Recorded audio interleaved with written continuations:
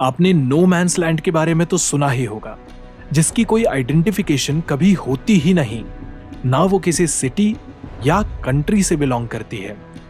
लेकिन क्या आपने कभी ऐसे इंसान के बारे में सुना है जिसको आइडेंटिफाई करते आज 74 इयर्स हो चुके हैं, लेकिन वो कौन है आज तक किसी को पता ही नहीं चला। ऐसे कई केसेस के बारे में हमें हर रोज पता चलता है जिसमें आदमी सालों साल कोर्ट में खुद की पहचान के लिए लड़ता रह जाता है, वो गवर्नमेंट से खुद की आइडेंटिटी के लिए लड़ता है। लेकिन ये बात है 1948 की, जहां एक शख्स की लाश साउथ ऑस्ट्रेलिया के एक बीच पर पड़ी मिलती है। पहले तो ऐसा लगता है कि बीच पर हार्ट अटैक आने की वजह से उसकी मौत हुई है, लेकिन धीरे धीरे पता चलता है कि ये केस इतना सिंपल सॉर्टेड नहीं है। इसकी आइडेंटिटी को लेकर बहुत सवाल उठने लगते हैं। हजारों लोग इस बॉडी को आइडेंटिफाई करने के बाद ये कह देते हैं कि वो तो इसे जानते ही नहीं है, उनसे इस बॉडी को पहचानने में कोई भूल हुई है। और अब गवर्नमेंट इस आदमी की पहचान के लिए लड़ने लगती है। इस आदमी के केस के साथ पुलिस डिपार्टमेंट के सामने कई सवाल खड़े हो जाते हैं। आखिर इस आदमी ने ऐसा क्या किया था कि 74 सालों से इसे आइडेंटिफाई करने के लिए इन्वेस्टिगेशन चल रही है। आज बात करते हैं कि ऐसे इंसान के बारे में जो मरने के बाद पूरी दुनिया में फेमस हुआ है, लेकिन क्यों? क्योंकि उसे कोई जानता ही नहीं था।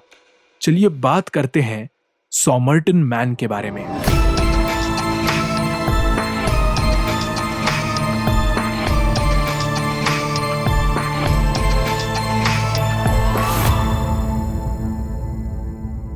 वर्ल्ड वॉर 2 खत्म होने के बावजूद अभी तक देशों की आपसी दुश्मनी खत्म नहीं हुई थी, तो हर केस को बारीकी से इन्वेस्टिगेट करना उस टाइम बहुत ज्यादा जरूरी था। 1 दिसंबर 1948 की सुबह 6:30 बजे साइकिलिंग करते हुए दो लोग सॉमरटन बीच पर एक आदमी की लाश देखते हैं। ये आदमी एकदम साफ सुथरे कपड़ों में था। ऐसे कोई निशान बॉडी पर नहीं थे जिससे ये लगे कि इसे मारने की कोशिश की गई हो। पहले पुलिस को लगता है कि इस आदमी ने सुसाइड की है, लेकिन फॉरेंसिक्स ये प्रूव कर देती हैं कि इस आदमी ने ना तो सुसाइड की है और ना ही इसका मर्डर हुआ है। तो पुलिस को लगता है कि इसे हार्ट अटैक आया होगा, लेकिन फॉरेंसिक्स इस पर भी मना कर देती हैं। पुलिस इसे एक नेचुरल डेथ कंसिडर करके केस बंद करने ही वाली होती है कि 1 महीने बाद इस आदमी का सूटकेस शहर के रेलवे स्टेशन पर मिलता है। उसमें इसके सारे कपड़े, जूते, शेविंग का किट, अलग अलग सीजर्स, चाकू के टूटे हुए छोटे छोटे टुकड़े और इलेक्ट्रिशियन का सामान मिलता है।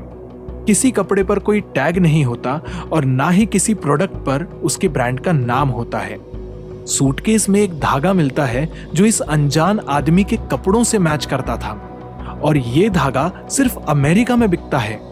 जब डेड बॉडी मिली थी तब उसके कपड़ों से कुछ सिगरेट्स और रेलवे टिकट कलेक्ट की गई थी। ऐसे और कई फैक्ट्स ये प्रूव कर रहे थे कि आदमी अमेरिका से यहां आया था। एक लोकल न्यूज़पेपर में ये खबर छपती है कि आदमी के सामान पर एक नाम मिला है, कीन, लेकिन ये नाम अलग अलग तरह से अलग अलग प्रोडक्ट पर लिखा हुआ था। कभी ये टी कीन होता है तो कभी ये कीन ई से एंड होता है। मीडिया मानती है कि ये नाम आदमी का कोड नेम हो सकता है। यहां से ये केस और पेचीदा होने लग जाता है। लाश की पैंट से एक सीक्रेट पॉकेट में एक कागज का टुकड़ा मिलता है जिस पर पर्शियन लैंग्वेज में तमाम शुड लिखा होता है, जिसका मतलब है इज ओवर या इज फिनिश्ड। और ये पेपर रुबैयत ऑफ ओमर खय्यम नाम की एक किताब का फटा हुआ हिस्सा था। कुछ टाइम बाद एक न्यूज़पेपर में ये सब कुछ पढ़ के एक बिजनेसमैन पुलिस के पास रुबैयत बुक लेकर आता है। वो कहता है कि वो जब सॉमरटन बीच गया था तब उसकी कार में ये बुक रख के कोई वहां से चला गया। फटा हुआ कागज का टुकड़ा उसी बुक का था, लेकिन इस बुक के पीछे कई रैंडम लेटर्स लिखे हुए थे जिसे आज तक कोई डिकोड नहीं कर पाया है। इसी बुक के पीछे एक फोन नंबर भी मिलता है जो सॉमरटन बीच के पास रह रही एक नर्स जैसी जो थॉमसन के पास पुलिस को ले जाता है। पता चलता है कि जेसी के पास भी ये किताब थी, लेकिन उसने वो किताब अपने किसी रिलेटिव को दे रखी थी। पुलिस को रिलेटिव को ढूंढने के बाद ये पता चलता है कि बुक की एक कॉपी उनके पास भी सही सलामत रखी है। अब तक इस अनजान लाश को दफना दिया गया था, लेकिन दफनाने से पहले उसका एक हूबहू पुतला पुलिस बनवा लेती है।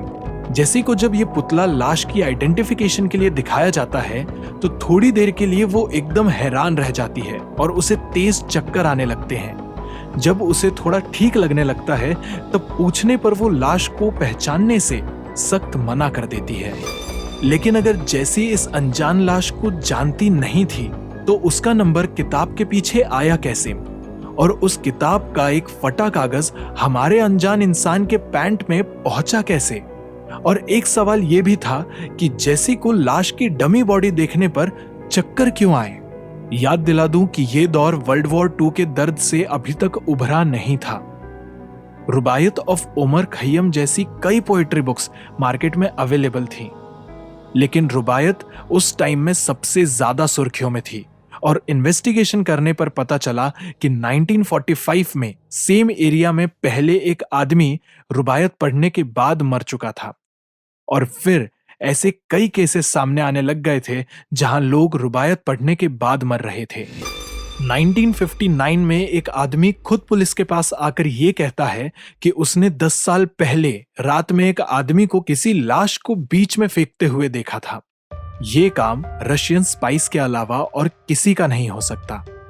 लेकिन पुलिस का शक जेसी पर जाता है क्योंकि पहले से उस पर स्पाई होने का इल्जाम लग चुका था, और ये बात कोई और नहीं बल्कि उसी की बेटी कुछ सालों बाद एक इंटरव्यू में कहती है। वो बताती है कि माँ कई बार फोन में बात करते हुए ये कहती थी कि वो उस इंसान को जानती थी। उसने ये बात हमसे कई बार कही थी, लेकिन वो ये बात कभी किसी को पता नहीं चलने देगी। जेसी ने पुलिस ऑफिशियल से भी ये रिक्वेस्ट की थी कि उसका नाम इस केस में कभी ना आए। इन सब के चलते एक रिसर्चर और प्रोफेसर सामने आते हैं और कहते हैं कि अनजान आदमी को पॉइजन दिया गया था, और ऐसे सिर्फ 2 पॉइजन हैं जो शरीर में जाने के बाद खून में ऐसे मिलते हैं कि वो कंज्यूम किए गए हैं, ये कभी पता ही नहीं चल सकता। प्रोफेसर ने उन 2 पॉइजन का नाम कभी बताया नहीं, क्योंकि चांसेस थे कि बाकी लोग भी इन पॉइजन का इस्तेमाल करने लग जाते। जैसी एक नर्स थी, उसके लिए बिना पता चले ऐसे पॉइजन बॉडी में इंजेक्ट करना कोई बड़ी बात नहीं थी। इस अनजान आदमी को किसी ने एक स्पाई कहा तो किसी ने यह कहा कि उसने जेसी के प्यार में यह कदम उठाया था। लेकिन अगर ऐसा था तो जेसी उसको पहचानने से इनकार क्यों कर रही थी? इस आदमी ने मरने से पहले अपनी सारी पहचान जैसे खुद मिटाई थी, ताकि जिस राज के साथ वो मरने वाला था वो राज भी उसी के साथ चला जाए। लेकिन इतना होने के बावजूद सॉमर्टन मैन के मरने के पीछे की असली वजह, उसका असली नाम और ठिकाना कभी सामने आया ही नहीं।